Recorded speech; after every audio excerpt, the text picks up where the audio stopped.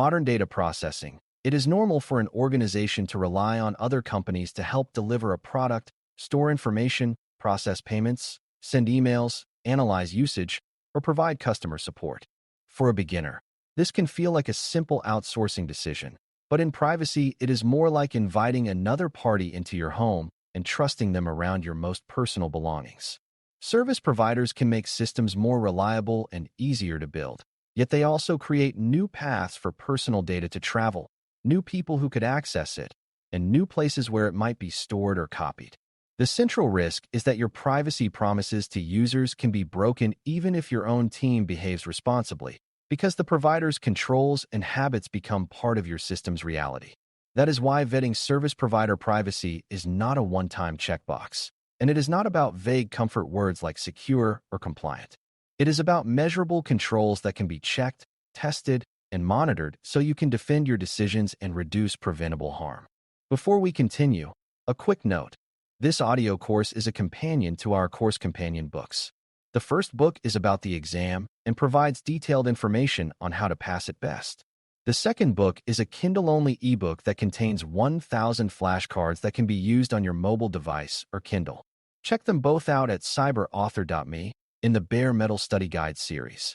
A key concept to settle early is what you mean by a service provider, because different relationships create different risks.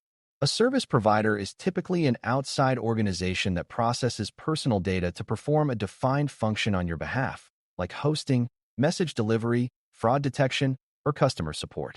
In many privacy frameworks, that provider has obligations to use the data only for the services you ask them to perform and not for their own separate purposes. Beginners often assume that anything called a vendor is a service provider, but some vendors are more like independent businesses that decide their own purposes, which changes the privacy relationship. Another important distinction is whether the provider receives raw personal data, derived data, or data that is effectively anonymous, because the risk level can change dramatically depending on identifiability. The goal of vetting is to understand exactly what the provider will touch, what they will do with it, and what controls are in place to prevent drift into broader use. If you cannot describe the relationship clearly, you cannot control it. Measurable controls start with visibility, because you cannot manage what you cannot see. You need a clear picture of what data elements will flow to the provider, how often, and under what conditions. That includes identifiers like emails, account IDs, device IDs, or IP addresses, plus content like messages, recordings, support tickets, or purchase details. It also includes metadata, such as timestamps, location hints, or usage patterns, which beginners often overlook even though metadata can be surprisingly revealing. Visibility also means knowing where the provider stores or processes the data, which might involve multiple regions or subcontractors. If the provider uses other parties to deliver their service, your data can spread further than expected unless you have controls that restrict and monitor those chains. A measurable approach treats data flows like inventory, not like rumors, and it expects the provider to support that clarity with documentation and system behavior that matches. A common misconception is that a provider's reputation or popularity automatically means privacy risk is low. Well-known companies can have excellent security and privacy practices, but they can also be attractive targets and may operate at such scale that mistakes have wide impact. Another misconception is that privacy vetting is solved by a single certification or report, which can be useful but does not prove that your specific data use is safe. Certifications often confirm that a provider has some controls, but they may not tell you whether the provider will log sensitive fields, retain data longer than you need, or reuse data for their own product improvement. Beginners also sometimes assume that if data is encrypted during transit, then the privacy problem is solved, when the harder question is what happens after the provider receives it. Privacy risk is about access, use, retention, and secondary purposes, not just about encryption. Measurable controls force you to move from feelings to verifiable statements about how the provider will behave. To make vetting measurable, it helps to think in categories of controls that map to real risks. One category is purpose limitation controls, which restrict what the provider can do with the data beyond delivering the service.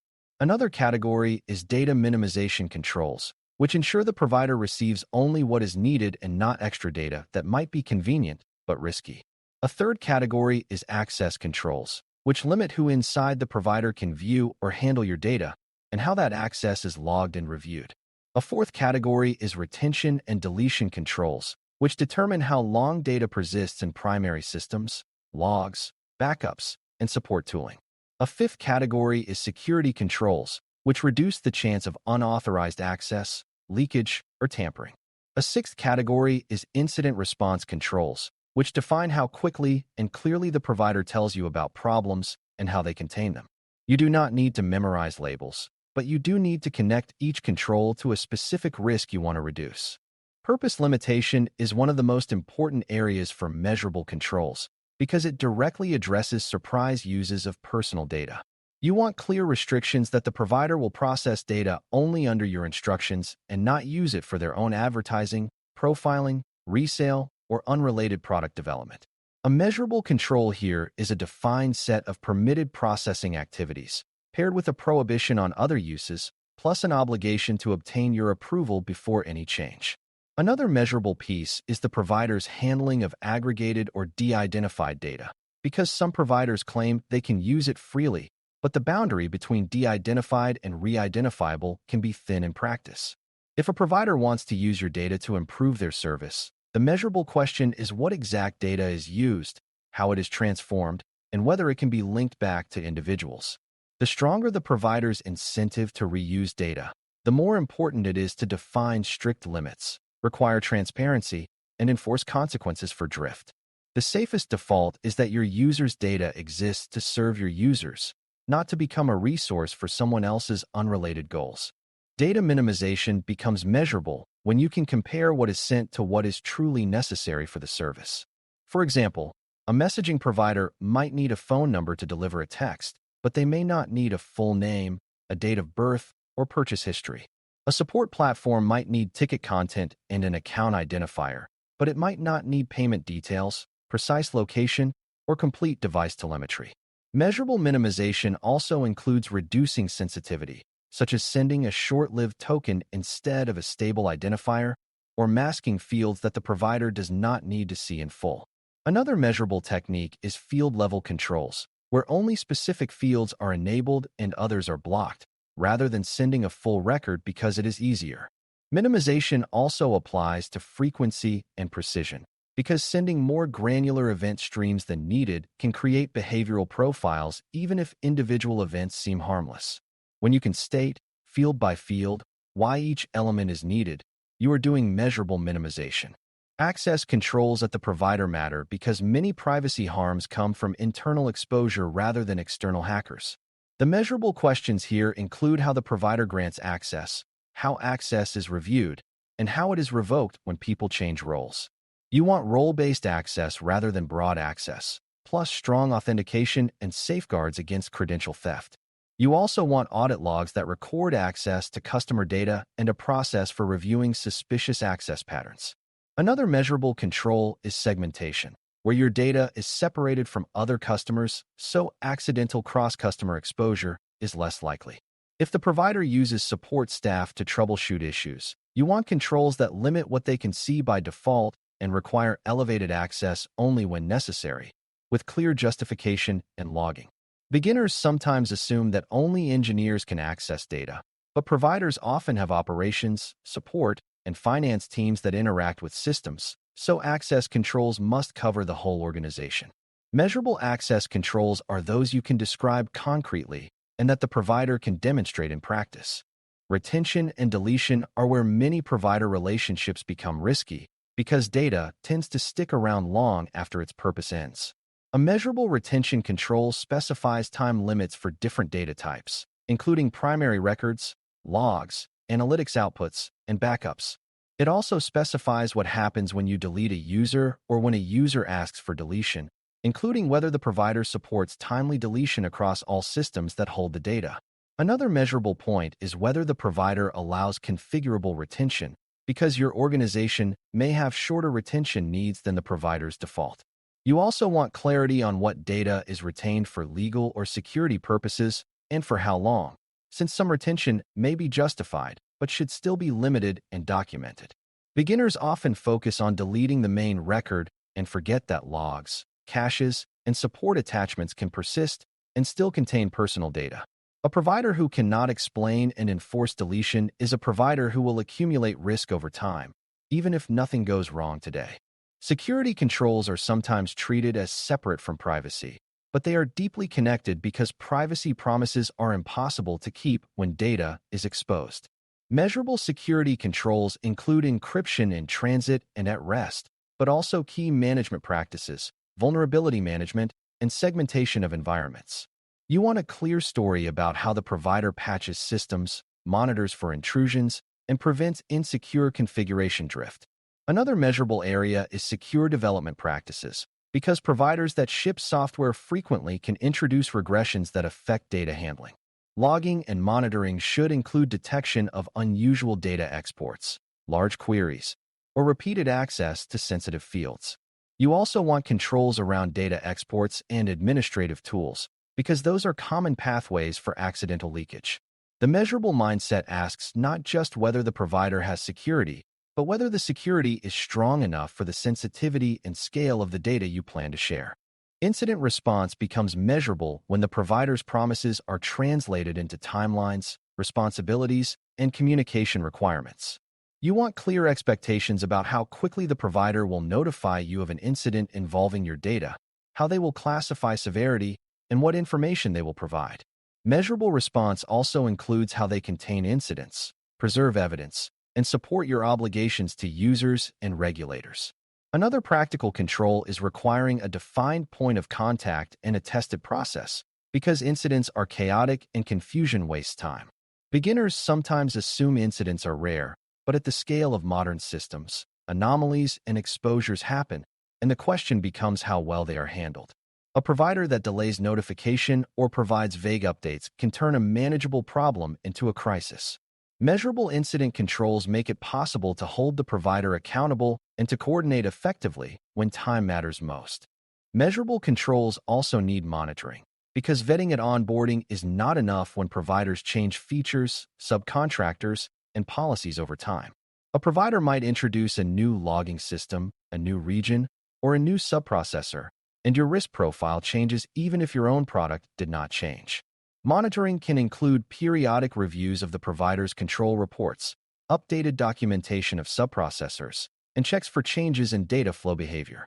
It can also include operational monitoring on your side, such as tracking the volume and types of data you send, detecting unexpected fields, and limiting exports. Another measurable element is change notification, where the provider must notify you before making changes that affect privacy, not after the fact. Beginners sometimes treat monitoring as optional, but without it, vetting becomes a snapshot that goes stale, and stale assumptions are dangerous. A strong relationship includes an expectation of ongoing evidence, not just initial reassurance. Contract language is often where measurable controls live, but it only helps if the organization can operationalize what the contract requires. A measurable agreement defines roles and instructions, limits on use, security requirements, retention commitments, breach notification timelines, and rights to audit or receive evidence. It should also address cross-border processing and subprocessors, because data location and chain of processing matter for both risk and legal obligations. Another measurable item is assistance obligations, such as the provider helping you respond to user rights requests or deletion requests within defined timeframes. The contract should also define what happens at termination, including data return and data deletion. Beginners sometimes assume contracts are a legal department issue, but privacy professionals need to ensure the language matches real technical behavior, because a contract that cannot be implemented is a liability. Measurable controls are strongest when the contract, the provider's systems, and your own operational practices all align. To bring this together, imagine a simple but realistic scenario. You want to use a third-party support platform to manage customer tickets. The platform might store names, emails, account IDs, and message content, and it might also capture attachments that users upload, which could include sensitive documents. Measurable controls would include limiting what fields are sent, restricting who at the provider can view ticket content, enforcing retention so closed tickets are deleted after a defined period, and ensuring attachments are handled with special care. You would also want to prevent the platform from using ticket content to train unrelated models or to improve unrelated products without your approval, because that would create a secondary use risk your users might not expect. Monitoring would involve periodic checks of retention settings, access logs, and changes in subprocessors, especially if the provider expands globally. In this story, the measurable approach does not eliminate risk, but it turns uncertainty into managed, bounded exposure with clear evidence and accountability. As you vet service provider privacy, the most important habit is to translate every comforting claim into a question that can be answered with specifics. When a provider says they are privacy-focused, ask what data they collect, how they restrict use, and how they prove compliance with your instructions. When they say they delete data, ask what happens to logs, backups, and attachments and how long deletion takes. When they say only authorized staff can access data, ask how authorization is granted, reviewed, and monitored, and what is logged. When they say they notify you of incidents, ask for timelines and what information you will receive. Measurable controls are not about mistrust for its own sake. They are about treating other people's data with seriousness and making sure your promises can survive real-world complexity. If you can define the provider relationship clearly, limit data to what is needed, enforce controls that can be checked, and monitor for drift, you can use service providers without turning your privacy program into guesswork. Thanks for listening. For more audio courses, daily newsletters, and more, please visit baremetalcyber.com.